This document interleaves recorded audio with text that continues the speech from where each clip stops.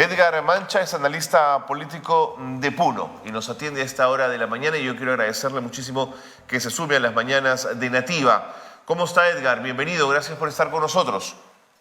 Muy buenos días, don Carlos. Un saludo cordial para todos los televidentes de su programa y siempre es grato, la invitación que nos hace llegar. Imagínense, Edgar, siempre en Nativa nos interesa escuchar las voces de todo el Perú. Yo quería preguntarle si la región Puno, que volvió a retomar esta huelga indefinida para exigir la renuncia de la presidenta Boluarte y el cierre del Congreso, ¿no es cierto? En este momento las demandas tienen que ver con temas concretos que son parte de una agenda, ¿o es que Puno se vuelve a expresar desde el dolor por la pérdida de sus hijos que fueron asesinados en las últimas semanas? Sí, yo creo que son los dos aspectos. Por un lado es la reivindicación política y por el otro lado es la reivindicación social jurídica, tal vez yo lo denominaría de esa manera, producto de las matanzas, valgan verdades, de más de 18 hermanos en la provincia de San Román, Juliaca, y ese policía, ¿no? Sería en total casi 19 o 20 hermanos de la región de Puno que fueron masacrados por acción directa de la policía y que, dicho sea de paso, hasta el día de hoy todavía no hay indicios de que el Ministerio Público identifique a estos policías que han cometido pues estos asesinatos. Claro, el otro asunto es, don Carlos, de que ayer presentaron a 3 supuestos autores del crimen, ¿no? de lo que murió incinerado, ese policía. Pero justamente a la par de ello, yo también diría, el Ministerio Público también debe identificar quiénes fueron los policías que asesinaron pues a los hermanos puneños. Bueno, y las primeras informaciones de esas detenciones hablaron que podría tratarse de 2 ex policías, además, cuyas casas allanadas encontraron $28.000, armas y una serie de cosas, Edgar. Sí, justamente vaya celeridad, ¿no? Por parte del Ministerio Público y por parte de la policía. Pero justamente esas acciones son las que quizás causan la indignación de la población con muchísima razón, exigen justicia, sobre todo de estos hermanos que fueron asesinados directamente y que la Comisión Interamericana de Derechos Humanos ya se ha pronunciado y el informe es letal. Es decir, aquí ha habido una acción directa que va a tener que recaer tarde o temprano desde la señora Dina Boluarte, el señor Otárola, el ministro del Interior, hasta los policías. En ese aspecto, creo que también a la par debería ya el Ministerio Público ir identificando. No es difícil, señor Carlos, ya se sabe quién estaba a cargo de ese día, de esas acciones. Así es. Y por lo tanto, lo más coherente sería también a la par, ya identificaron supuestamente, como reitero, a los autores del asesinato de este policía, pero ¿dónde están de los demás hermanos? Yo creo que para ser coherentes también las autoridades deberían pronunciarse. Edgar, no solo tenemos el informe de la Corte Interamericana, tenemos el informe de Amnistía Internacional, tenemos los reportajes periodísticos de Prensa Independiente Internacional, que ha sido muy clara en señalar lo ocurrido. En fin, es cada vez más claro y la verdad se abre paso finalmente. Ahora, Edgar, yo quería preguntarte, las manifestaciones se están centrando en Puno y en Juliaca, pero yo quería preguntarte si es posible que otras regiones de Puno también se sumen a esta convocatoria. Hemos visto un poco todavía, me parece un tanto de cansancio también por parte de la población, sobre todo pues Puno y Juliaca y las demás provincias no han parado de protestar. Si bien es cierto, ha habido de alguna manera una cierta flexibilización, digamos así, puesto que estaban cerradas las carreteras, la interoceánica, aquí la carretera hacia la Panamericana Sur, a la frontera con Bolivia, completamente cerrado. En algunos casos los dirigentes han dado cierta tregua, como el caso aquí en Puno y Juliaca, se acordó paralizar totalmente los días martes y miércoles. Claro. Y así contundente, eso le llaman el paro seco. Pero hay algunas provincias que están radicalizando, que más bien dicen, no necesitamos solo 2 días, sino tiene que ser indefinido, como el caso de los hermanos de la zona Aymara, de la zona sur. Claro. Sin embargo, también estoy escuchando que se están reuniendo ya ciertos directivos y que estarían de repente dando una tregua y que a partir del mes de abril se estaría regresando con mayor fuerza. Correcto. Porque es entendible también, don Carlos, No, claro, el cansancio de la crisis económica, ¿no? Que por prácticamente supuesto estaba afectando. Ahora, Edgar, las bases distritales y provinciales del SUTEP, del Sindicato de Maestros, se han concentrado en varios lugares. Han llegado comitivas de Azángaro, de Lampa, de Huancané. Han arribado bases de docentes de Pomata, Ácora, Coata y otras. Sin embargo, el ministro de Educación los amenazó y les dijo: ustedes no reciben un centavo si se van al paro, ¿no es cierto? ¿Crees que funcionarán estas amenazas con los maestros puneños? Yo creo que también hay un dicho que dice, pues, cuando la paralización lo realizan todos los docentes, yo creo que esas amenazas por parte del ministro caen en saco roto, puesto que sí es contundente, ¿no? Valgan verdades, aunque nosotros tendríamos de repente alguna reflexión, habíamos hecho llegar a nuestros maestros, estábamos de acuerdo que obviamente la protesta es totalmente legítima, es la reivindicación que Puno exige por sus hermanos asesinados, y por el otro lado tampoco la demanda política no se ha dejado de lado, ¿no? El tema del cambio de la Constitución, adelanto de elecciones, renuncia de esta señora Boluarte, y que este Congreso también, pues obviamente tenga que ser renovado por uno, claro, por uno nuevo. Claro. Eso no se ha renunciado, pero yo como educador, lo decía don Carlos, quizás todo puede parar, menos la educación. En ese aspecto, creo que algunos maestros han entendido, y en esa medida también, sí es cierto, se han plegado a esta paralización de los días martes y miércoles. Para la próxima semana, de igual manera, se tiene previsto, se llaman los paros secos, y la población también así lo entiende, ¿no? Claro. O sea, se sale toda la población por las calles para gritar pacíficamente con todas estas demandas que tiene. Sin embargo, creo que también los padres de familia, si es que nos ponemos en condición de papás, tenemos que ser conscientes que todo puede parar menos la educación, y creo que los maestros han ido entendiendo en esa perspectiva. Correcto. No han hecho, digamos, una especie de espíritu de cuerpo, cerrar todos y toda la semana paralizar, no, sino el día martes y miércoles, por ejemplo, algunos docentes han asistido en horas de la mañana y en horas de la tarde, claro, se han movilizado, claro, y viceversa. No, de acuerdo, de acuerdo. Sí, en el caso de Lima también, por ejemplo, se han movilizado por las tardes, justamente para no colisionar contra el dictado de clases. Ahora, Edgar, en el marco de este conflicto, ¿cuál es en este momento la posición del gobierno regional de Puno?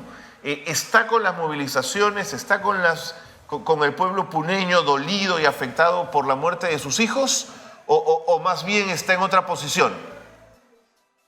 Está el señor Richard Anco, en reiteradas oportunidades ha indicado que él no va a dialogar con la señora Boluarte, ha indicado también que prácticamente hay una mancomunidad de regiones que se han organizado, está excluido Puno, de repente por esa postura que tiene el gobierno regional, que obviamente ha sido también respaldada por la población. Sin embargo, desde el punto de vista un tanto crítico, diríamos de que yo creo que a estas alturas también ya son 3 meses casi de paralización, sí, pues, a nivel de la región de Puno. Si usted averigua en lo que respecta a la consulta amigable, del gasto que ya viene ejecutando en proyectos, es mínimo, creo, no pasa del 2%, situación que también es preocupante. Entonces yo le diría, ya está bien, por un lado, el gobierno regional se ha solidarizado, se identifica, pero creo que también es hora ya de buscar otras estrategias.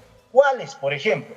Que no solo sea pues de la boca a la barba decir, me solidarizo, caramba, estoy con ustedes, sino buscar otras estrategias, como comprometiendo, por ejemplo, al gobierno regional, consejeros y los 110 alcaldes distritales y los 13 provinciales, para que de repente una forma consensuada, yo no sé si una movilización cívico-política en la capital de la República, para hacer de repente puentes de diálogo y de esta manera exigir lo que pide la población de Puno, quizás también lograr ese adelanto de elecciones. Pero obviamente de este Congreso poco se puede esperar, don Carlos. Entonces, ¿qué le está faltando a este gobierno regional?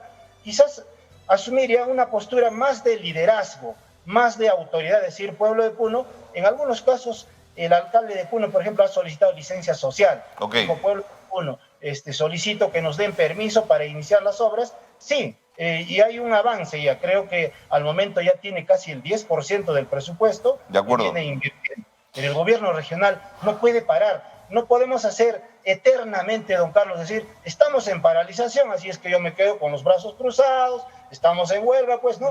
Yo creo que más bien debe tener una actitud más protagónica, más de liderazgo, Le entiendo, Edgar. El primer funcionario de la región y decir, pueblo de Puno, estamos con la huelga, estamos con la protesta, estamos con la reivindicación, pero también queremos trabajar. Creo que eso está faltando. Correcto.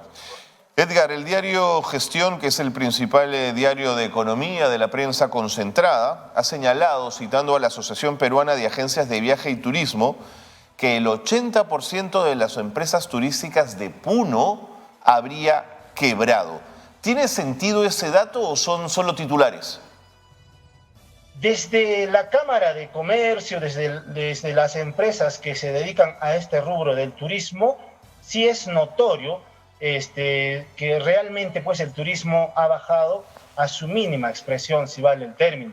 Hay muchas empresas, claro, hay muchas agencias que también pues ya tienen un cierto malestar, por razón por la cual yo le digo, ha habido algunas movilizaciones con banderas blancas en el sentido de que, hermanos, volvamos a la paz, pongámonos a trabajar, pero también desde el otro sector de la población que tiene sus razones, obviamente, han sido también replegados, han sido quizás una especie de cierto enfrentamiento o confrontación. Ese sector justamente es el que lidera, ¿no? En caso de algunas movilizaciones que salen con banderas blancas, es ese sector, sobre todo del turismo, de estas empresas, que se han visto seriamente afectadas. Se dice que se han cancelado ya muchas visitas, y no se olvide que sobre todo la ciudad de Puno es una ciudad, aparte del comercio, también la otra actividad que prevalece es el turismo. Claro. Edgar, una pregunta dolorosa. Ayer en Cusco pudimos ver, en medio de grandes expresiones de dolor, el sepelio de Rosalino Flores, este joven asesinado en el Cusco, de 36 perdigones disparados por la policía, y que ha estado agonizando durante el último mes en la unidad de cuidados intensivos, y que su cuerpo finalmente no resistió, ¿no es cierto? Yo quería preguntarte, cuando los puneños ven estas imágenes y estas noticias, ¿de dónde sacan resiliencia, de dónde sacan fuerza interna para seguir en lo que consideran una causa justa, pero que al mismo tiempo enlutó a tantas familias puneñas? Es prácticamente un volver al día 9 de enero, ¿no? Es un golpe, y que lamentablemente no ha habido esa predisposición, esa actitud de enmienda por parte de esta presidenta, que a las claras está totalmente incapacitada para gobernar, muy al margen de las denuncias que tiene, de las investigaciones, de sus aportes que en campaña electoral habría percibido o recibido, ¿no? De este señor, no recuerdo bien su apellido, pero Shimabukuro, exactamente, que habría formado parte del servicio de inteligencia del profesor Castillo. Y yo creo que está totalmente, yo le digo, inhabilitada como gobierno, y justamente por eso es que la población, esta señora, no le interesa Puno. Y a veces yo llamo a mi gente, a toda mi población, y les digo, pues, busquemos otras estrategias de lucha, quizás, porque al final nos estamos afectando entre puneños, ¿no? Paralizando. Estoy seguro que a esta señora Boluarte, si está viendo este canal o lo verá, mi estimado señor Carlos, a usted, señora Boluarte, no le interesa nada Puno, eso ya está visto, ¿no? Es más, creo que ella siente más bien rechazo a los puneños. Entonces yo les digo eso a mis hermanos puneños: hermanos, cuando estamos paralizando indefinidamente, ¿ustedes creen que la señora Boluarte dirá, hoy caramba, mira cómo paralizan los puneños? Estoy seguro que esta señora se ríe, ¿no? Entonces, por eso es que no hay ni una acción concreta, por ejemplo, de esclarecer esos casos del día 9, del fatídico 9 de enero, con esas matanzas. Pero nosotros confiamos de que algún día se tenga que hacer justicia, don Carlos. Sobre todo, Edgar Mancha, en mi condición de analista, de un ciudadano aquí en la región, tengo fe de que algún día esta justicia tenga que dar evidencias, tenga que dar señales que quieren reivindicar a los hermanos de la región de Puno. Pero de acuerdo, Edgar. Eso no se está viendo, lamentablemente, porque también se dice que en política, don Carlos, es evidencias, señales, gestos. Seguro. No vemos esos gestos, ¿no? El primer gesto ha podido ser, por ejemplo, destituir al señor Otárola, destituir a su ministro del Interior, identificar a estos policías cambiados Sin duda, o pasados sin al duda. retiro. No hay. Sin duda. Edgar, muchísimas gracias por habernos permitido conocer un poquito más la situación en Puno. A través tuyo, digamos, sentimos una temperatura y un momento que está viviendo Puno, esas tensiones naturales, pero al mismo tiempo esa reflexión de cómo hacemos para no ahogarnos nosotros mismos, que es tan importante. Muchas gracias, Edgar. Gracias por haber compartido con nosotros tus impresiones. Muchas gracias a usted, don Carlos. Más bien feliz retorno a la pantalla chica, que ya lo estábamos extrañando a nivel nacional. Y siga usted con esa fuerza que tiene de ser un periodista bastante objetivo. Y un abrazo a todos mis hermanos puneños que también se encuentran en la capital de la República. Decirles que sigamos reflexionando estos temas. Son muy importantes. Son muy importantes. Y obviamente también aquí a nivel de la región de Puno, busquemos otras estrategias de lucha, porque al final también creo que estamos sintiendo ese golpe. Correcto. De la paralización. Correcto. Que a la señora Boluarte no le interesa en absoluto. Muy bien. Y yo reitero desde acá, lo mejor que podría hacer es renunciar a esta señora, dar un paso al costado, porque también por el tema de su aporte de campaña, que ahora sí es delito, el aporte que se recibe en campaña, va a tener que ser encausada por Bien, Edgar. Por este y los otros temas. Un abrazo. Muchas gracias. Gracias por la comunicación, gracias por esta conexión. Solamente para cerrar esta entrevista, Boluarte ha dicho sobre Puno: quizá la gran mayoría de hermanos y hermanas de Puno que salen a las protestas creen que están marchando porque están reclamando más agua, más desagüe, más colegios, más hospitales, pero lo que están en ese poquito grupo radical, violento, que quiere convertir en una anarquía la región Puno. A partir de lo que nos ha contado Edgar Mancha, la presidenta Dina Boluarte no tiene muy claro qué es exactamente lo que está pasando en la región Puno.